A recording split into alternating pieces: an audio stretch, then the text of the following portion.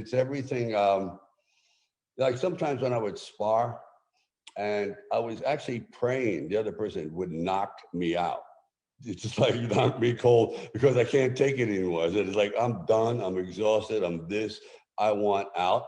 And then another part of me says, just stay in there for one more round. You may catch a second wind. And I did actually. and I put a nice little beating on a fellow actor of mine who will remain nameless, but he deserved it. But I was going to give up. I was going to give up. This guy was a former pro fighter. But I said, you know what? I think if I come back in this one round, he's going to lose his heart. And he did. And I feel the same thing about perseverance. I mean, there is no bigger long shot in the world than me. I would have more of an opportunity to try to be an astronaut than an actor. I've had a #1 film in 5 different decades, 5 different. And I think this one I just finished, I set a goal. I said, I'd like to have a #1 film in 6 decades. And it's a film called Samaritan. I'm only telling your audience not to, you know, sit there and be self-grandizing. I continually set the goals. They may be stupid and absurd, but it's what gets you out of bed in the morning. And that. Can I ask a question about those goals? A lot of people I find in the entrepreneurial space, they hit a comfort zone and then they go on cruise control. They go into what I call a success coma. They just kind of keep existing, they keep breathing, but they don't reach for anything higher. You were done working for money a long time ago. You already had all the fame in the world. Yeah. You know, you're already an icon, you know, for literally every person on the planet. What causes you to keep stretching for the next thing? That's an inner fire that I think some people have, some people don't. Because there's a very scary aspect to our life, and it's called freedom. Freedom of choice. That means it's all on you, whether you want to be a winner or a loser. You have the freedom to make that choice. And a lot of people don't want that. A lot of people say, you know what, I'm happy working for the company. I'm happy doing that. And that's cool. But if you're to actually go out there and make that righteous decision that I'm going to buck the trend, that's a very scary thing. Because you're definitely all alone. It's like Valley Forge, man. Are you going to win this one? I don't know. But we're not giving up. Even though our feet are falling off, we're still going for it. And that's why we're America today. Because we had a lot of, I think, military entrepreneurs, guys that were not going to give up the fight. Even though they were making no money and losing limbs, they still kept going. And complacency is almost like being a drug addict. You're into a routine where you're not excited about anything. You're just kind of in a haze, and you take that numbing pill. Yeah, don't make any waves. But guess what, man? Tsunamis are coming. Change is coming.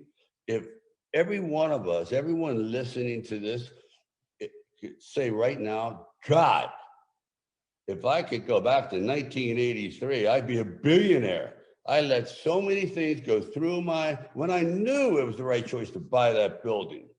I could have bought that block. Geez, that house was 120 grand. Now it's 12 million. I see it every day. I'm guilty of it. I sit there and go, God, you could be worth billions of dollars, but you didn't have support. You didn't have that person quite often going, go for it. Actually, you had people saying, you know what that's going to cost, man? Look at this shit neighborhood. There's never going to be any. Don't you think people, the real rich people, if it was any good, would have bought it themselves? I remember Carl Icahn saying to me, he's worth, what, $20 billion? He goes, remember one thing, I might as well throw a dart. You might as well throw a dart, Sly, at the Wall Street Journal to pick a stock. Because everything good we got first. You get the crap. The big fish, us, we know everything. And I said, you know what? You're right. That's their business. So why would you get into that business with them? Because they're going to kill you. So you got to find your niche. Say, this is what makes me happy. Like I feel good about real estate, or I feel good about automotive parts, or maybe I want to build an art gallery and things like that. And say, this is something I would do for free. You know, it's like, I've always said that. I know it's kind of stupid, but it's fun. If you're doing something out there just grinding 18 hours a day, you're going nowhere, and I'm like, yeah, I want to build a boxing gym. I go, why? There's no money in it. You know, what you want to do is build equipment, maybe, not a gym. Be the machine, not a wheel in the machine, not a cog in the machine. Be the machine. But that takes major commitment. That's why I think all good businessmen are a little crazy. At least they're called crazy, but they're not. They're obsessed. They're obsessed. And those are the ones that are never complacent. I have been complacent. And I let other people do my thinking. I delegated. And literally I had a 6 year, 7, 8 years. I didn't work. Until finally I said, you know what? I'm going to go over there and start writing all these screenplays. Let me show you.